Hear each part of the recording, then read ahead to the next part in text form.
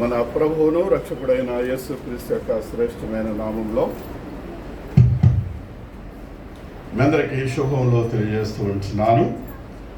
వేదికను అలంకరించిన గురుమండల అధ్యక్షుల వారికి నా నిండు వందనాలు తెలియజేస్తూ ఉంటున్నాను. దేవుని సంఘమా, నేటి ఉదయకాలంలో మీతో సహవాసం చేయడానికి ప్రభు నాకు ఇచ్చిన సమయాన్ని బట్టి నేను ఎంతగానో ఆనందిస్తూ ఉంటున్నాను. నా ఆత్మీయ సోదరి ప్రణి గారికి కూడా నా నిండు వందనాలు తెలియజేస్తున్నాను. నేడు దినమున మీరు ఏర్పాటు చేసినటువంటి చిల్డ్రన్స్ అంటే చాలా ఆనందంగా ఉంది. బిడ్డలు వచ్చి రాని తెలుగులో చెప్తున్నటువంటి మాటలు హృదయాన్ని ఎంతో ఆనందింపచేస్తూ ఉంటున్నవి. చిన్ననాటి నుండి తల్లిదండ్రులు ప్రభు యొక్క వాక్యంలో బిడ్డలను పెంచడము ఇది ఒక మాదిరిగా కనిపిస్తూ ఉంటున్నది.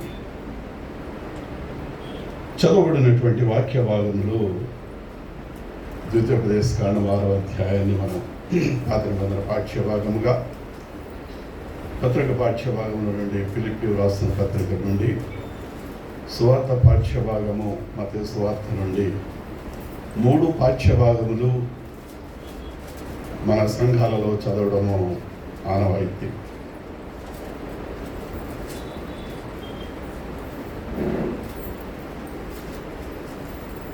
నిజానికి చిల్డ్రన్ సండే స్కూల్ కనుక వారి నుండే మన వాక్యాలు వినాలి. నేను ఈ రోజున ఇక్కడ నిలబడ్డము నాకే బాధ అనిపిస్తుంది. మీరందరూ ఎక్కువగా గోదావరి జిల్లా వాళ్ళు కాబట్టి ఒక సామెత ఉంటూ ఉంటుంది, పెద్దరెడ్డి వచ్చాడు మొదలు పెట్టండి. నేను వచ్చినంతరాన్ని ఇక్కడ వాక్యాన్ని నాకు ఇవ్వాలనేది ఇట్స్ నాట్ ఎ నెసరీ. మన బిడ్డలకు మనం తర్ఫీదు ఇచ్చి కార్యక్రమాలు చేసేటప్పుడు from the beginning to end of the programme they should lead whatever the programme you arrange, you have to follow that. అది చాలా ఇంపార్టెంట్. నేను ఎవరిని బ్లేమ్ చేయడం కాదు. ఒకవేళ మీ నాయకురాలు ప్రమీడమ్మ గారు చెప్తే పాస్టర్ గారు నాకు కానీ ఇచ్చారేమో అని నేను అనుకుంటున్నాను. కానీ నిజానికి ఇటువంటి దినాలు వచ్చినప్పుడు మనం బిడ్డలకు ఇవ్వడము చాలా ఉత్తమమని తలస్తుకుంటున్నాను. ఎందుకంటే మీ అందరిలో పెద్దవాడిని, దీర్ఘకాలంగా పరిచయంలో ఉన్నటువంటి వాడని, సేవకుల యొక్క కుటుంబం నుంచి వచ్చినటువంటి వాడని కనుక ఈ విషయం చెప్పడంలో నా బాధ్యతని నేను తలస్తూ ఉంటున్నాను. పాత నిబంధన పాఠ్యభాగంలో మోషే లిఖించిన పంచగ్రంథాలలో నుండి ద్వితీయోపదేశ కాండ గ్రంథము నుండి 6వ అధ్యాయంలో నుండి 4వ వచనము మనం ఎప్పుడు కూడా జ్ఞాపకం చేసుకుంటున్నటువంటి మాటే. మనం చదవబడినటువంటి వాక్య భాగము మన బిడ్డలను మనము ఏ విధమైనటువంటి మార్గంలో నడిపించాలి అనేటువంటి దానికి మనకి ముంగుర్తుగా ఈ వాక్యము కనిపిస్తూ ఉంటున్నది. ఈ గ్రంథాన్ని బట్టి మనం చూసినట్లయితే ఈ నిబంధన ఇశ్రాయేలు ప్రజలకు సంబంధించినటువంటి నిబంధన. ఈ నిబంధన ఇశ్రాయేలు ప్రజలకు సంబంధించినటువంటి నిబంధన. ఎందుచేతనగా ఇశ్రాయేలు 12 గోత్రాల వారు చిన్ననాటి నుండి లేక బాల్యదినముల నుండి కూడా ధర్మశాస్త్ర గ్రంథాలతో పాటు తోరాను చదివించవలసినటువంటి ఆవశ్యత గురువులపై ఉంటున్నది. అందుకే వాక్యం సెలవిస్తూ ఉంటుంది, బాలుడు నడువవలసిన త్రోవను వానికి నేర్పుము, వాడు పెద్దవాడైనప్పుడు దాని నుండి you should not be left that the way which you are going to teach the children. ఇది ఇశ్రాయేలు ప్రజలు చేస్తున్నటువంటి ప్రధాన కర్తవ్యం. ఈ రోజుని ప్రపంచ దేశాలలో అత్యున్నతమైనటువంటి స్థితిని కలిగినటువంటి దేశముగా పిలువబడుచున్నటువంటి ఇశ్రాయేలు దేశము, వారి జనసాంద్రతను బట్టి చూస్తే మన హైదరాబాద్ కూడా సరిపోతుంది. దేవుని యొక్క జ్ఞానమును వారు ఈ రోజుని వారు హృదయాలలో నింపుకొనగలిగారు అంటే ఫ్రమ్ దేర్ చైల్డ్హుడ్ వారు చేస్తున్నటువంటి అభ్యాసం ఏంటి అంటే తోరాను చదివి మోషే పంచగ్రంథాలను వారు ప్రతి నిత్యము కూడా తప్పనిసరిగా వారు ధ్యానించేవారుగా ఉంటున్నారు. అందుకే మోషే ధర్మశాస్త్ర గ్రంథంలో మోషే ఇశ్రాయేలు ప్రజల కొరకు నీవు నీ బిడ్డలకు వీటిని అభ్యసింపచేయము అంటున్నాడు, నేర్పించమంటున్నాడు. సర్వసాధారణంగా అభ్యాసం అనేది ఆదిమ సంఘాలలో రెండవ సంఘమైనటువంటి లూథరన్ సంఘాలలో అత్యధికంగా కనిపిస్తూ ఉంటున్నది.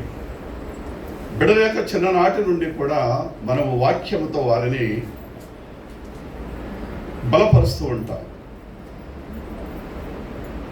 మరి బలపరిచేటప్పుడు ఆ బిడ్డలు దినదినము కూడా వారు త్రాగుచున్నటువంటి పాలలో ఏ విధమైనటువంటి పోషకాలతో వారు అభివృద్ధి చెందుతూ ఉంటున్నారో, వాక్యముతో కూడా బిడ్డలు దినదినాభివృద్ధి చెందుతూ ఉండాలి అంటే తల్లిదండ్రులు ప్రతి నిత్యము కూడా బాల్య దినముల నుండే సృష్టికర్తను స్మరణకు తెచ్చుకునేటువంటి సన్మార్గమును బిడ్డలకు మనము నేర్పించే వారముగా ఉండాలని దేవుని యొక్క వాక్యము సెలవిస్తూ ఉంటున్నది.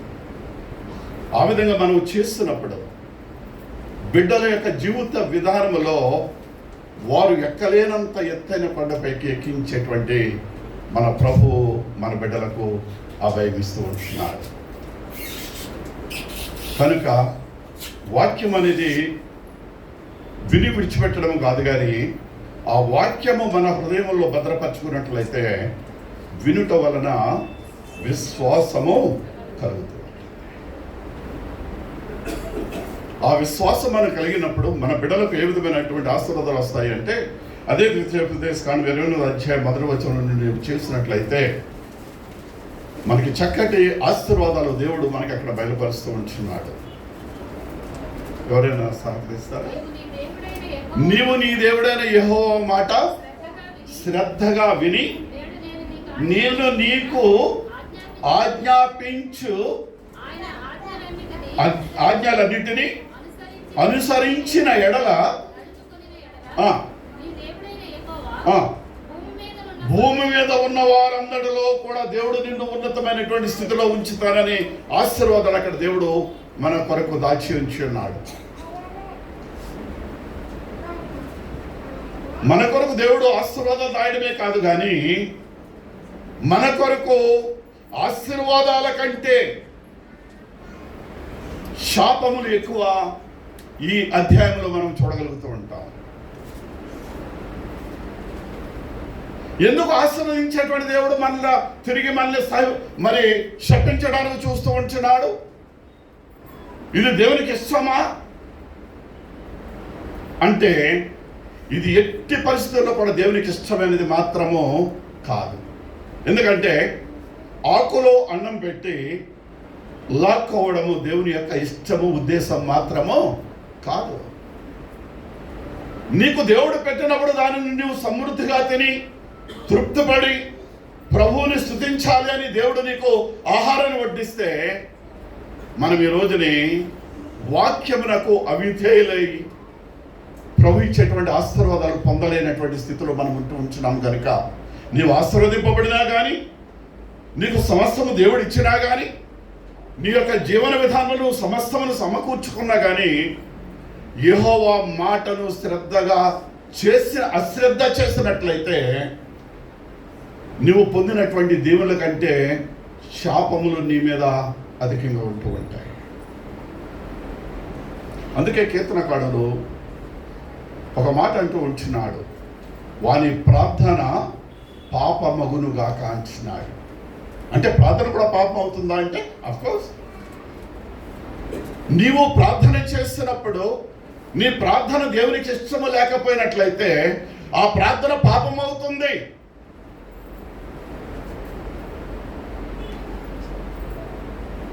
కనుక ప్రార్థన చేసేటప్పుడు కూడా మనం జాగ్రత్తగా ప్రభువుని అడిగే వారముగా ఉండాలి. కాబట్టి ఇశ్రాయేలు ప్రజలకు దేవుడు అనుగ్రహించినటువంటి ఈ నిబంధనల ప్రకారము వారు అనుసరిస్తూ ఉన్నారు కనుక దేవుడు వారిని నేటి వరకు కూడా ఉన్నతమైనటువంటి స్థితిలోనే ఉంచాడు తప్ప ఎన్నడూ దిగజారిన స్థితిలో వారింత వరకు రాలేదు. But there is a day they will come down. మరొక రోజుని నశించేటువంటి దినము రాబోతుంది. వారు జనాంగం అంతా హతులైపోయేటువంటి దినము రాబోతూ ఉంటుంది. వారు దేవుని బిడ్డలని చెప్పుకున్నప్పటికీ కూడా వారు సురక్షకుడైనటువంటి యేసు క్రీస్తును అంగీకరించినంత వరకు కూడా వారికి రక్షణ మాత్రము లేదు.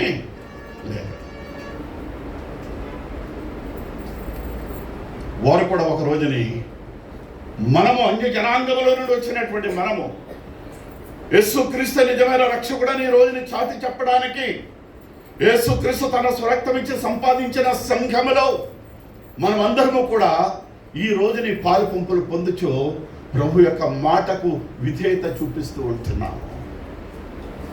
కానీ ఇశ్రాయేలు ప్రజలకైతే ఆ విధేయత ఈ రోజు వరకు కూడా లేదు. వారు ఎప్పుడు విధేయులు అవుతారయ్యా అంటే మనము నమ్ముచున్నటువంటి మెస్సయ్య ఈ భూమి మీదకు వచ్చిన తరువాత మనలను రక్షించిన విధానములో వారి యొక్క రక్షణ కొరకు కూడా ఆయన పడుచున్నటువంటి ప్రయాస ఒక దినమున తృప్తిపడేటువంటి స్థితి రాబోతూ ఉంటుంది. ఆ రోజుని ఇశ్రాయేలు ప్రజలందరూ కూడా ఆ మెస్సయ్యను చూసి మారు మనస్సు రక్షణ అనుభవంలోనికి వచ్చేటువంటి రోజు రాబోతూ ఉంటున్నది. అందుకే ప్రభు అంటున్నాడు, ఇదిగో నేను త్వరగా వచ్చుచున్నాను. He is coming soon. ఆయన త్వరగా వస్తున్నాడు. ఆయన వచ్చినప్పుడు ఆయనలో ఉన్నటువంటి మనము ఆయనను ఎదుర్కోవడం కోసము ఏ విధంగా మనం ఎదురు చూస్తూ ఉంటున్నామో, ఆయన మధ్యాకాశంలోనికి వచ్చి పిలిచినప్పుడు మనం అందరము కూడా కూర్చున్న జనాంగంలో నుండే పరిశుద్ధులైన వారు ఎత్తుకుని పోతారు అని, లేపబడతారు అని అపోస్తుడైన పౌలు తెస్సలోని సంఘానికి వ్రాస్తూ ఉంటున్నాడు. ఒక మాట చూద్దాం, చూడండి. జకర్యా గ్రంథము 13వ అధ్యాయము 6వ వచనాన్ని చూద్దాం. జకర్యా గ్రంథము 13వ అధ్యాయం 6వ వచనం. నీ చేతులకు గాయములు ఏమి అని వారు నన్ను అడగగా వాడు నేను నా ఇంట వారి నుండగా నాకు కలిగిన గాయములని చెప్తాడట. ఆయన ప్రత్యక్షంగా చెప్తాడు. ఆయన ఇశ్రాయేలు 12 గోత్రాల వారు అడుగుతారు, ఎందుకయ్యా నీ చేతుల్లో ఉన్నటువంటి గాయములు ఏంటి అంటే, నేను నా స్వజనుల ఇంట నేను ఉండగా అంటున్నాడు. ఆయన వచ్చారు, మరి గర్భంలో పుట్టాడు. ఆయన మానవరీత్యా మానవుడుగా భూమి మీద పుట్టినప్పుడు ఆయన స్వజనులే ఆయనను వ్యతిరేకించి ఉన్నారు. అందుకే మనం చెప్పుకుంటూ ఉంటాం అనేక సార్లు, ఏమంటూ ఉంటాం, ఆయన వచ్చాడని తెలుసు, వెళ్ళిపోయాడని తెలుసు, ఆయన మన తిరిగి వస్తాడని కూడా ఎదురు చూస్తూ ఉంటున్నాము. ఎదురు చూస్తున్నప్పటికీ కూడా ఆయన రాకడలో ఎత్తబడాలి అంటే ఉండవలసినటువంటి క్వాలిఫికేషన్స్ అనేకమైనవి దైవజనులు బోధిస్తూ ఉంటారు. కానీ మనం వింటాము కానీ వాటిని ఆచరణలో మాత్రం మనము పెట్టము. ఇది దేవునికి ఇష్టమైనటువంటి విషయం మాత్రము కాదు. దేవునికి ఇష్టమైనటువంటిది ఏంటయ్యా అంటే, వినుట వలన విశ్వాసము కలుగుతుంది అంటే, విశ్వాసమును కలిగించేటువంటి పవిత్ర గ్రంథము ఏమి బోధిస్తుందో దానిని అనుసరిస్తూ మన బిడ్డలకు మనము నేర్పించే వారు ఉండాలని దైవ వర్తమానం మనకు అందిస్తూ ఉంటున్నది. రెండవ పాఠ్యభాగాన్ని మనం చూసినట్లయితే అపోస్తలుడైన పౌలు ఫిలిప్పీ సంఘానికి రాస్తూ ఆయన అంటున్నటువంటి మాట, ఆయన చక్కటి మాట అక్కడ బయలుపరుస్తూ ఉంటున్నాడు. 3వ వచనం, ఫిలిప్పీ పత్రిక 1వ అధ్యాయం 3వ వచనం. మొదటి దినము నుండి ఇది వరకు ఏ విషయంలోనంటండి? సువార్త విషయంలో పౌలు పడినటువంటి ప్రయాస వ్యర్థమైపోతున్నది అనేటువంటి సువార్తను ఆయన బోధిస్తూ ఆయన హృదయంలో ఉన్నటువంటి వేదనను ఆ ఫిలిప్పీ సంఘానికి బయలుపరుస్తూ ఉంటున్నాడు. 7వ వచనం చూడండి అమ్మా. ఎక్కడంటండి? నా బంధకముల యందును నేను సువార్త పక్షమున వాదించుట యందును. ఏం చేస్తున్నాడంటే పౌలు దానిని స్థిరపరుస్తున్నాడట. ఎక్కడ స్థిరపరుస్తున్నాడు? సంఘాలలో స్థిరపరుస్తూ ఉంటున్నాడు. అపోస్తలుడైన పౌలు యేసుక్రీస్తు యొక్క 12 మంది శిష్యులు చేయలేనటువంటి గొప్ప కార్యములు చేసిన వారిలో శిష్యుడని పిలువబడకపోయినప్పటికీ కూడా యేసుక్రీస్తు యొక్క పరిచర్యకు మరి అవిధేయత చూపించినటువంటి సౌలుగా పిలువబడినటువంటి ఈ పౌలు వాక్యము కొరకు సంఘాలలో అభివృద్ధి చెందాలని ఆయన ప్రసవ వేదన పడుచు ఉంటున్నాడట. యూ హ్యావ్ లేబర్ పెయిన్స్, ప్రసవ వేదన.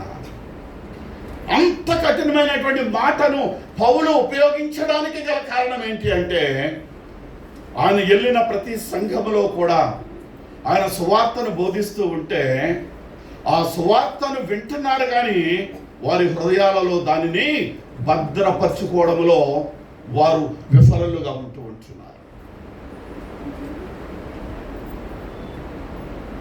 నేను ఒక మాట చెప్తాను. దైవజనులు ఒక మాట అన్నారు, మన లూథరన్ సంఘాలంటే అది చాలా ఇష్టమని. నేను ఇష్టపడేవాడిని కాదు. లూథరన్ సంఘాలు నేను హేట్ చేస్తాను.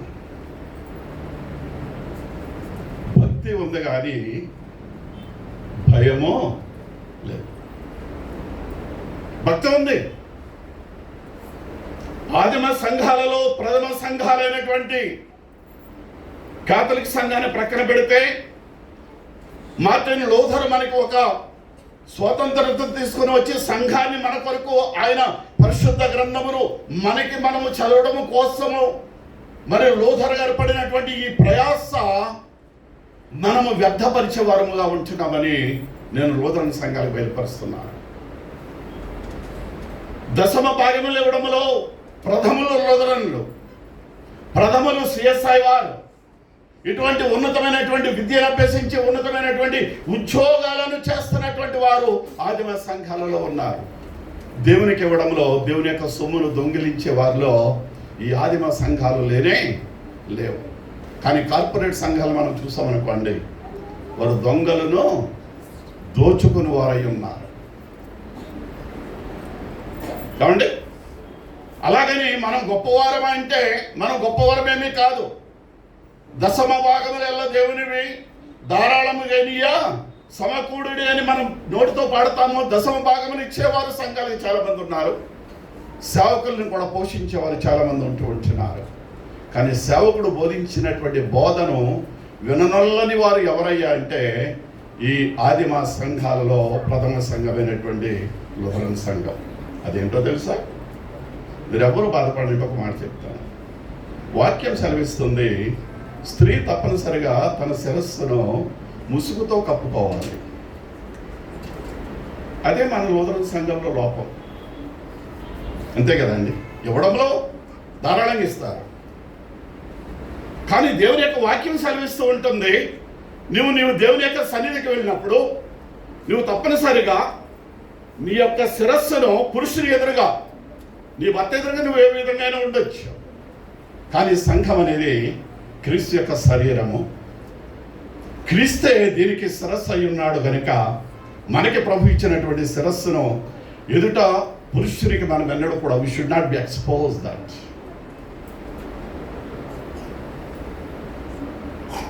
ఆదిమ సంఘాలలో కొదువైనది ఇదే. మీరు ఎంతైనా ఇవ్వండి, మీరు ఎంత ఇచ్చినా సరే దేవునికి ఇష్టమే, తీసుకుంటాడు. సేవకుడికి ఇస్తే ఇంకా ఇష్టమే, బ్రతకడానికి కావాలి కాబట్టి. కానీ వాక్యమునికి విధేయత చూపించకపోతే ఏంటి సంఘము?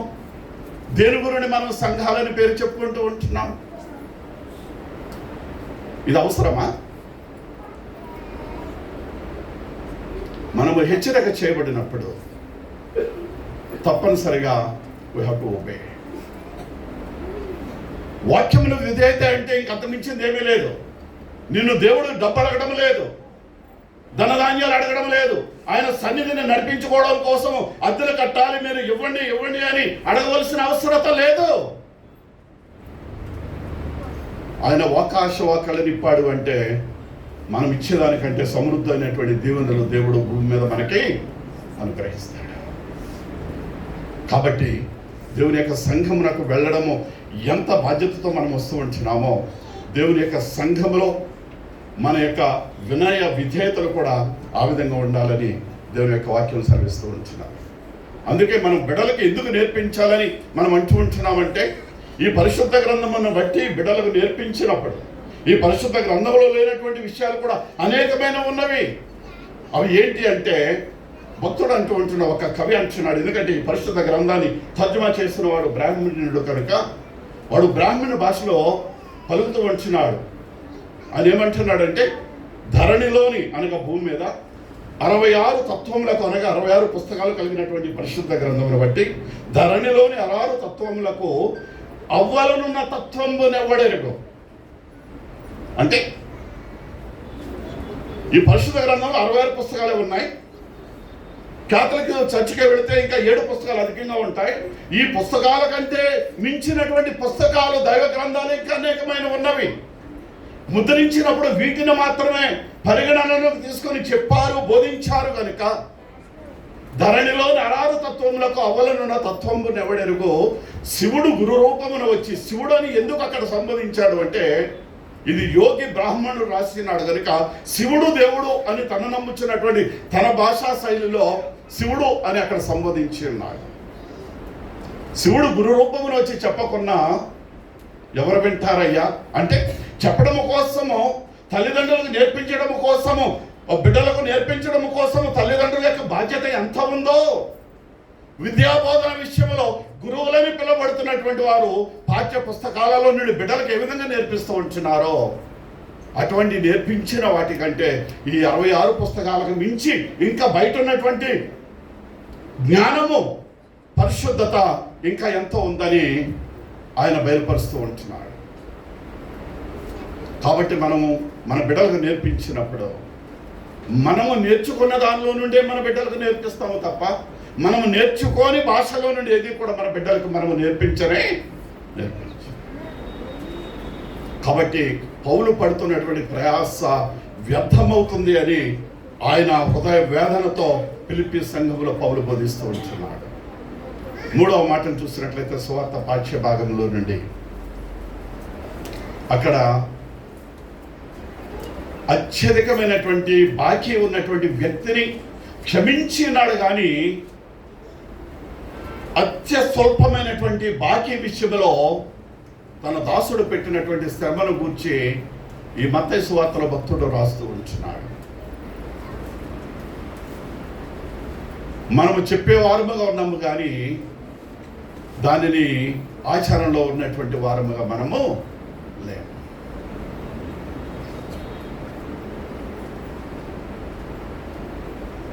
ఈ రోజుని ఈ పరిశుద్ధ గ్రంథం మన చేతులకు వచ్చింది అంటే దీని వెనకున్నటువంటి కష్టం ఎంత ఉందో అలనాడు పడినటువంటి వారికి తెలుసు. ఈ రోజుని మన కొరకు స్టెఫను లాంటి దైవజనులు ప్రాణత్యాగము చేస్తున్నటువంటి దైవజనులు అనేక మందికి ఆ విషయాలు తెలుసు. హతసాక్షులు అయిపోతూ ఉంటున్నారు.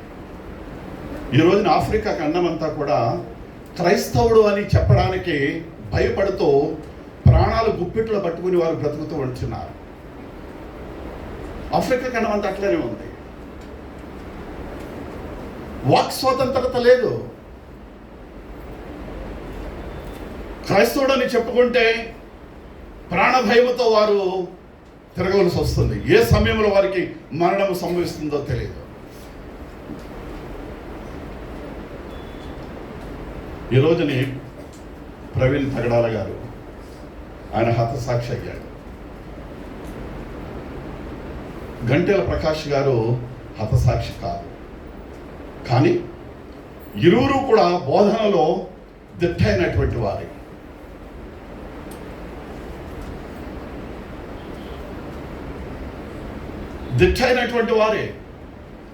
డిబేట్లో కూర్చుంటే వారిరువురు కూడా వారికి పరిశుద్ధాత్మ దేవుడు బయలుపరిచేటువంటి మాట సమయోచితంగా దేవుడు వారి నోటలో దేవుడు ఇచ్చేటువంటి మాటలు అనేకమైనవి మనం విని ఉన్నాము.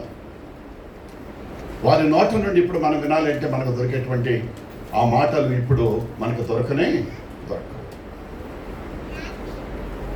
ప్రవీణ్ పగడాల గారు ఒక హైందవ పెద్దలతో కూర్చొని ఆయన చక్కటి డిబేట్ చేశారు. ఆయన డిబేట్లో ఆయన పలికినటువంటి మాటలే ఆయన ఈ రోజుని హతసాక్షి అవ్వడానికి గల కారణం. హైందవ గ్రంథాల మీద ఆయనకి చాలా పట్టుత్వం ఉంది. ప్రతి గ్రంథాన్ని కూడా, హైందవ గ్రంథమే కాదు, బైబిలే కాదు, ఖురానే కాదు, భగవద్గీతే కాదు, ఏమండి ఇస్లాంకు సంబంధించినటువంటి వారి యొక్క గ్రంథాల మీద కూడా ఆయనకి చాలా పట్టున్నటువంటి వ్యక్తి. ఆ రోజు జరిగినటువంటి డిబేట్లో ప్రవీణ పగడాల గారు వారి గ్రంథాలలో నుండి తీసుకుని మాట్లాడినటువంటి మాటలలో ఒక మాట మీ ముందుంచి నేను ముగించడానికి ఇష్టపడుతూ ఉంటున్నాను. ఎవనిచే జనించు జగమెవ్వని లోపలుండు, లీనమై ఎవ్వడందు ఇండు పరమేశ్వరుడెవ్వడు, దానికి మూల కారణం ఎవ్వడు, అనాది మత్స్యము గలవాడెవ్వడు, సర్వము తానైన వాడెవ్వడు. అటువంటి వాడు ఉన్నట్లయితే వారి ఆత్మను బట్టి నేను శరణు వేడుకుంటాను అన్నాడు. మీ దేవుడు ఎవరి ద్వారా పుట్టినా, రాముడు లక్ష్మణుడు భగవద్గీతలో ఉన్నటువంటి దేవుడు ఎవరని చెప్పుకుంటున్నా, హైందవ గ్రంథాలు ఏ బోధించినా, ఇస్లాం వారు చెప్పుతూ అల్లా అని చెప్తున్నటువంటి దేవుడు యెహోవా దేవుడు తప్ప అల్లా అనేటువంటి మాట లేదు. నామకార్థమైనటువంటి దేవుడుగా అల్లా అని మహమ్మద్ పలికినటువంటి మాట క్రీస్తు 1500 సంవత్సరంలో జరిగినటువంటి మాట ఇది. వారెవరూ కాదయ్యా, వారెవరు కూడా దేవుళ్ళు కాదు. ఎవరి ద్వారా పుట్టాడు అంటే తండ్రి లేకుండా పుట్టినటువంటి వాడు ఎవరో, అటువంటి పవిత్రమైనటువంటి జన్మ, ఎటువంటి జన్మను జన్మించిన వారు భూమి మీద ఎవరున్నారు? ఎవరైతే ప్రాణమునే త్యాగముగా పెట్టి వారి యొక్క ప్రాణత్యాగము ద్వారా పాపిని రక్షించడం కోసము అహర్నిశలు కృషి చేసిన వాడెవడో అటువంటి వాడే దేవుడు అనేవాడు కనుక మా పరిశుద్ధ గ్రంథం మాకు బోధిస్తున్నటువంటి విధానాన్ని బట్టి ఎవరిచే జనించో, ఏ దేవుని యొక్క మాట ద్వారా ఒక రక్షకుడు, ఒక సృష్టికర్త తండ్రి లేకుండా ఒక భూమి మీద ఒక ప్రాణిగా పుడతాడని ఏ గ్రంథము బోధించి ఉందో, ఒకవేళ అటువంటి బోధ మీ గ్రంథాలలో ఉంటే చూపించండి అని ఆయన మరి వారికి ప్రశ్నించాడు. వారు అన్నారు, అయ్యా ప్రవీణ్ గారు, మీ దేవుడు పవిత్రుడు పుట్టాడని చెప్తున్నారు కదా, జన్యపరముగా చూడాలి అంటే స్త్రీ పురుషుల యొక్క సంయోగం లేకుండా ప్రాణి ఏ విధంగా వస్తాడు మానవుడు అనేటువంటి వాడు? దానికి మీ గ్రంథాలలో రుజువు ఏమిటి అని అడిగితే, నా గ్రంథాలలో నుండి కాదండి, నా గ్రంథాన్ని విప్పవలసినంత అవసరత లేదు, మీ ఎదురుగానే ఒక మాట నేను ఉంచుతాను, ఏమీ లేదు. ఒక పల్లెటూరులోకి వెళదాము, ఒక గ్రామంలో మనం చూద్దాం. ఉదయకాలంలో ఒక పశువుని తీసుకుని వెళ్ళి ఆ పశువుల కాపరి తన యొక్క గేదెను కానీ మరి ఆవును కానీ మేపుతూ ఉంటాడో, ఆ గేదె కానీ ఆవు కానీ పేడ వేసిన తర్వాత 3 దినాల తర్వాత మీరు వెళ్ళి చూడండి, ఆ పేడని ఒక పుల్ల తీసుకుని మీరు కానీ కలిగించినట్లయితే, లేక దానిని చిందరబిందర చేసినట్లయితే దానిలో నుండి పురుగు పుట్టుకుని వస్తుంది. ఆ పురుగు మన కళ్ళ ఎదురుగానే వెళ్తుంది. కానీ ఆ పురుగు పుట్టుకకు కారణం ఎవరో చెప్పగలరా? దిస్ ఇస్ మై ఛాలెంజ్ అని చెప్పాడు. ఇప్పుడు జన్యపరంగా చూడాలి అంటే స్త్రీ పురుషుల యొక్క కలయిక లేకుండా గర్భము దాల్చడము కష్టము, కుమారుడు పుట్టడము, మరి మానవుడు పుట్టడము కష్టం అని మీరు అంటున్నారు కదా. మరి ఈ రోజున ఈ పేడలో ఉన్నటువంటి పురుగుకి అమ్మ బాబు ఎవరు?